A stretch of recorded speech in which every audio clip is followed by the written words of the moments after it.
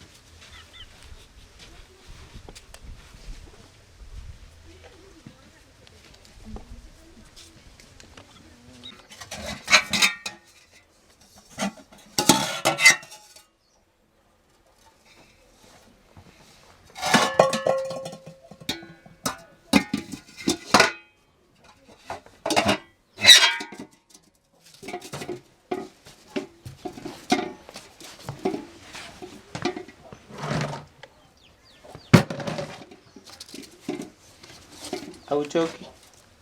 Umezoea?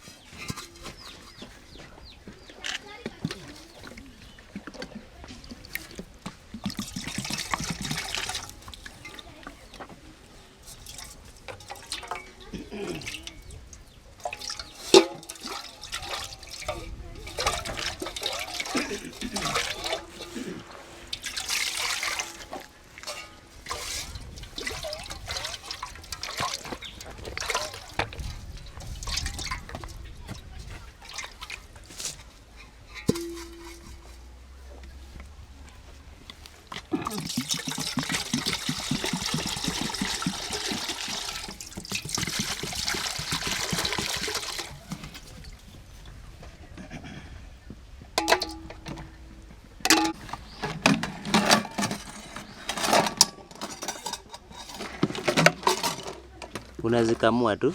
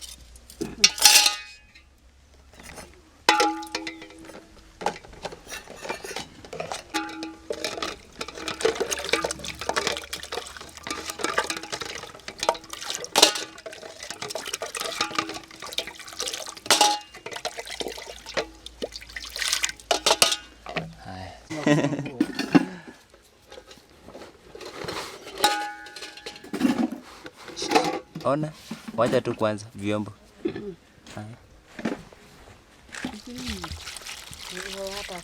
Weka tu kidogo, usiweke maji yote. Siweki yote. Hiyo nguo iko ndani. Sawa.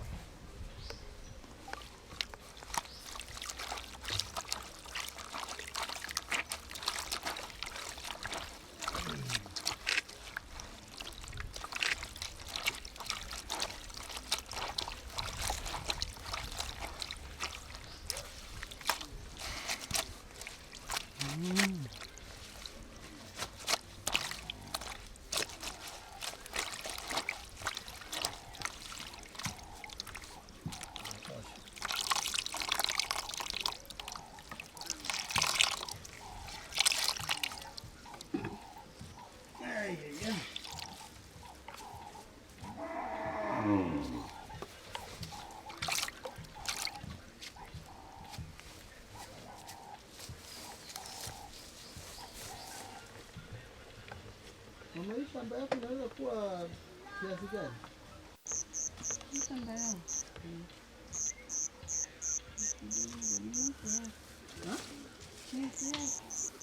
Ulinunua mzee alikuwa na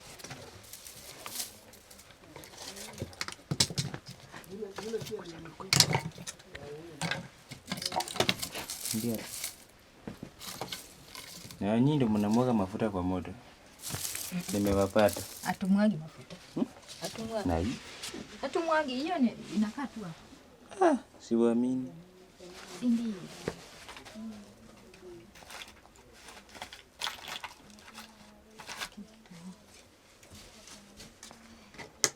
Umepoteza match box.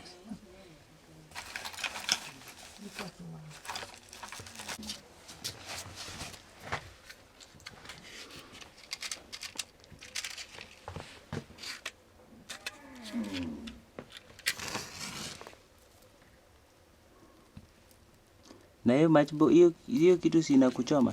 Hizi ni choma.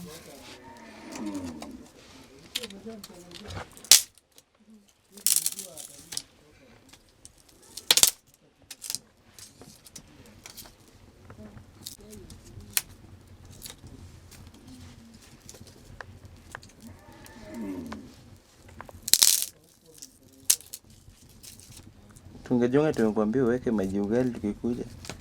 Sasa wewe tukiingia hivi tuanze kusonga ugali. Ugali hakuna unga.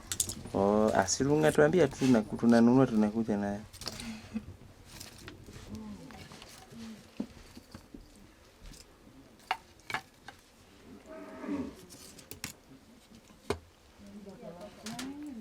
Nilete ile sufuria ndogo. Peka tu yote ndio ile nyingine. Chukua tata hiyo.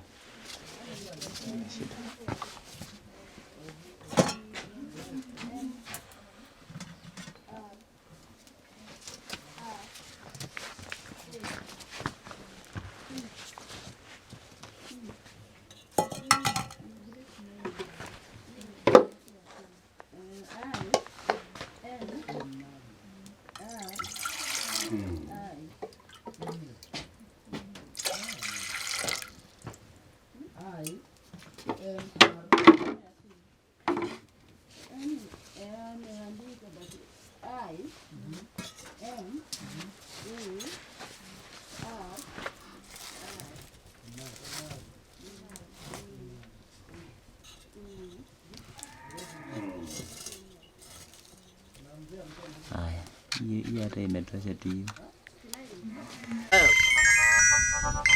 Hebu receive. Hello. Sasa wewe finya hiyo simu yako tuone. Finya tu. Na ni simu ya kawaida tu, si ndio? Unaweza chat? Ya kawaida. Unaweza chat? Nitakutumia message unijibu. Ine Safaricom. Hiyo ni Safaricom. Huyo ni mtoto wangu wa kwanza. Nilimzaa tu hivi.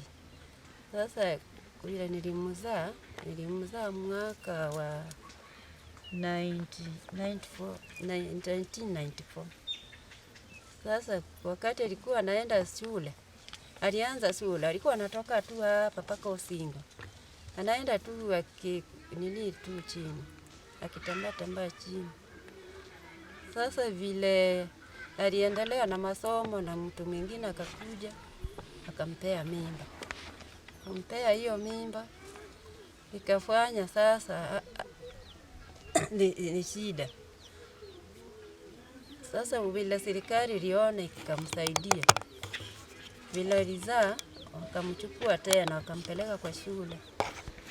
Shule aliendelea nayo akamaliza, akafanya class 8 kwenda 8 akanini tena secondary kwenda.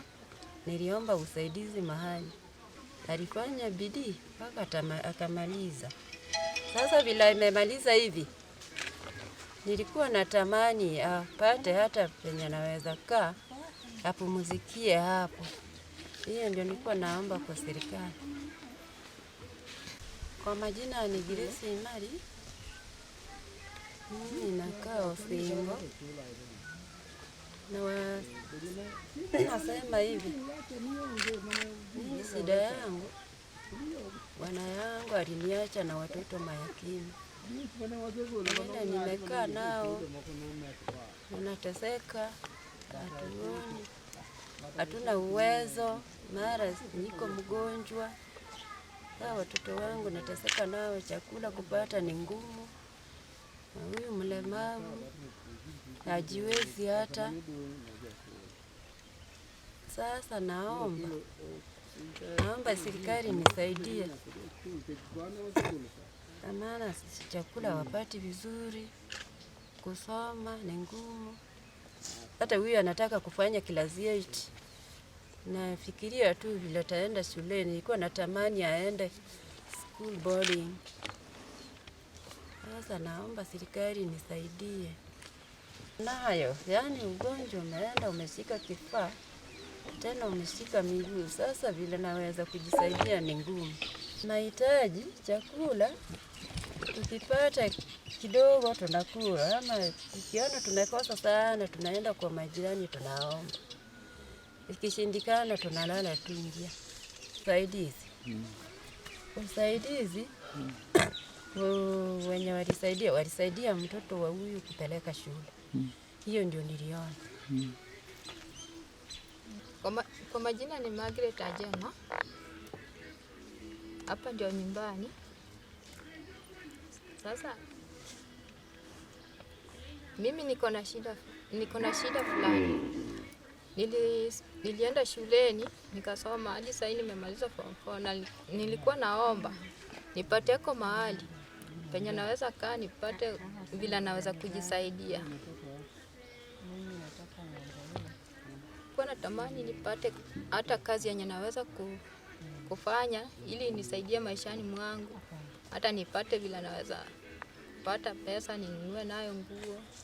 Hata nipate pesa yenye naweza shughulikia kwa mama ako na shida ya kifua na miguu. Sasa hata saa hivi bila ako mgonjwa hivi, natamani hata ningekuwa na pesa ningeshampeleka hospitalini hata wamtibu. Lakini kwa vile sina uwezo, hiyo ndio imenishinda.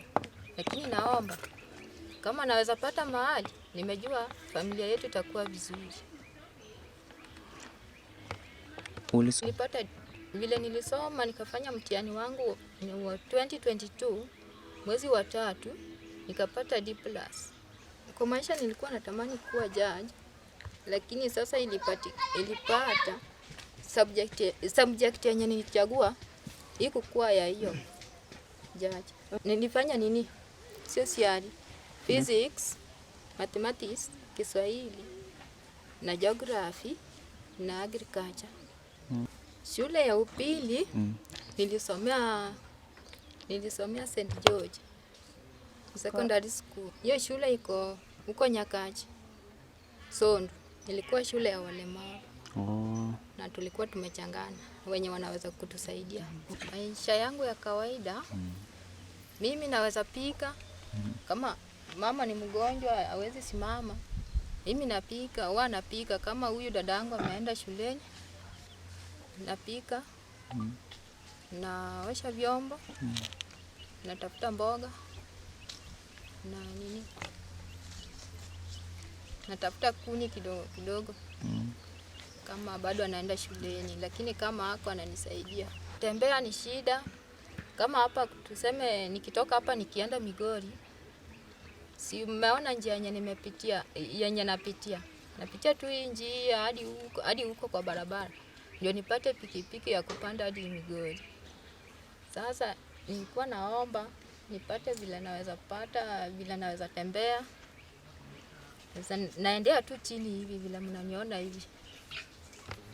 Wakati nilipata mimba, nilikuwa naenda shuleni huko Singo.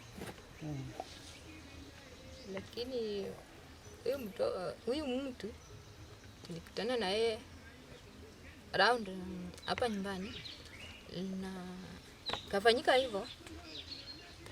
Vile sasa walienda kumtafuta na serikali, huyo mtu alitoroka. na walikuwa nataka akubali ni yeye ndiye alikosa, alafu achukue hiyo mzigo, akue yeye ndiye analinda hiyo mzigo. Sasa yeye akatoroka. Hadi wasai mimi sijui penye hapo. Alichukuliwa na wazungu, ako Kenya Relief Academy, anasoma huko. Sasa ako grade 3. Sasa akifunga wana kujanga nyumbani, kufunga tena wanasema ati wakimleta mimi nimrudishe. Saa zingine napata mimi sina hata hela kidogo. Inabidi nikope mtu wa pikipiki ndio ampeleke hadi huko. Ndio sasa nifanye nini? Ndio sasa nikipata baadaye ndio nitamlipa. Mtoto saa hii walimchukua, ya kwanza walimchukua kama angali mdogo, kama kuna miezi 3, wakampeleka huko Makalda. Wakamtoa huko Makalda, wakamleta Malindi kama ameshakuwa mtu mkubwa. Akaanza nasari huko. Bila alianza nasari akaendelea, akaanza grade 1, grade 2, hadi grade 3 saa hii yenye yako saa hii. Tulikuwa tumeandikwa kwa nini? Watu wa disabled tulikuwa tunapewa hii pesa ya disabled. Lakini wai nakawia, saa zingine inakawia. Kama saa hii tuseme tulipata mwezi wa 6. Hadi wa saa hii tujapata. Sasa hapa ndo naona niko na changamoto sana ya kupata pesa. Sasa saa zingine naweza pata tu mtu wa Roma na nipe yako 50. Na hivyo tu ndio naendelea. Hii kadi nilipata mwaka wa 2021. Hii kadi inanisaidia kupata mshahara kidogo wa walemavu. Na kwa saa hii bila tangu tuchukue mwezi wa 6 hadi wa leo bado tujapata ingine. Lakini tuna survive tu, tukipata kidogo tunakula, lakini kama tujapata pia tunalala tu. Last nipata 8,000, alafu tangu hiyo wakati sasa tuko tu hivi sasa. Kwa natamani nipate hata kazi yenye naweza kufanya ili nisaidie maishani mwangu. Hata nipate vile naweza pata pesa ninunue nayo nguo. Hata nipate pesa yenye naweza shughulikia kwa mama. Mama ako na shida ya kifua na miguu. Sasa hata saa hivi bila kwa mgonjwa hivi natamani hata ningekuwa na pesa ningeshampeleka hospitalini hata wamtibu. Lakini kwa vile sina uwezo, hiyo ndio imenishinda. Lakini naomba kama naweza pata mahali, nimejua familia yetu itakuwa vizuri. Kwa majina naitwa Fenike Kagea. Mimi ndio mdogo katika hii boma. Shida yenye naona, niko na huyu dada yangu na mama pia ni mgonjwa. Sasa mimi nikitoka shuleni jioni ndio nafanya kazi. Na kama siko, nafanya tu kidogo. Na mama pia ni mgonjwa. Kifua inamsumbua, miguu pia imefura, hawezi kutembea. Chakula kupata pia ni shida. Hata mimi niko katika darasa la 8. Naenda kufanya mtihani na sioni mwenye atanilipia school fees. Sasa nilikuwa ninaomba mnisaidie kwa upande wa shule. My name is Dr. Amos Odhiambo. I'm an orthopedic technologist. I work in MCRH as an orthotech. Concerning the lady, Madam Margaret Ajema, we reviewed her and we saw her case the other day. Margaret has a congenital malformation of both upper limbs and lower limbs, whereby she has no hands, she has no ideal legs, and she also has a contracture of both knee joints. She cannot hold any other object normally. The lady has a multiple congenital malformation of all limbs. Cause can be inherited. It can also be idiopathic, and it can also, mostly it is idiopathic and congenital, because there are no underlying causes that defines what causes such deformities in the womb, but majorly we call them idiopathic and congenital malformation of the body. So such cases, we find difficulties in treating such cases because when identified at the later stage, they normally become contracture, and it is not easy for us to manipulate and get the correct treatment. For our case, if you look at the lady, both the knees are stiff, but we can only improve the condition to be as better than it is now. That is, we can improve in contracture of both knees, and we can also provide we can also make the lady to stand, at least can walk alone without the contractures. That is done at the early age, maybe from 0 years to 5 years. But above the 5 years, there is a stiffness that cannot be managed as compared with those who have below 5 years. My name is Gabriel Omondi. I'm a physiotherapist. I work here at MCRH, Migori County Referral Hospital. Now, to go straight to your question, mothers are advised to routinely go to the maternal and child health clinics whenever they conceive or even after delivery. This one at least helps or aids the mothers and the unborn children to at least, they avoid conditions that could bring gross, disabilities. Okay, the issue here is that whenever mothers attend a clinic and ultrasound is done on a routine basis and disability is diagnosed to the unborn child, the level at which we practice here is not high-tech, such that the deformity can be rectified to the unborn child. But in other areas, like in the developed countries, it's always possible. For example, if a child has hydrocephalus and it's diagnosed in the womb, it can be rectified pretty much fast. One of the causes of this kind of gross malformations and disabilities is that most of these mothers are not able to access the mainstream healthcare. The reason, they could be coming far from the hospital, they could be lacking the funds to access such services. And indeed, most of them go to quacks. They are quacks, traditional healers who are quacks, and they are the mainstream medicine, those who practice it. And people, they access drugs over the counter, which they would only be able to access with a prescription.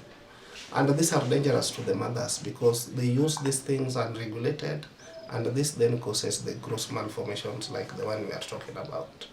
There's a dimension of disability that none of us would actually want to talk about, but we've seen it. It happens in the field. There are a lot of cases, like you see them much in the media, cases of incest. And this one contributes quite a lot to the cases you see, because conception or sexual relationship between close relatives oftentimes leads to children with gross physical disabilities.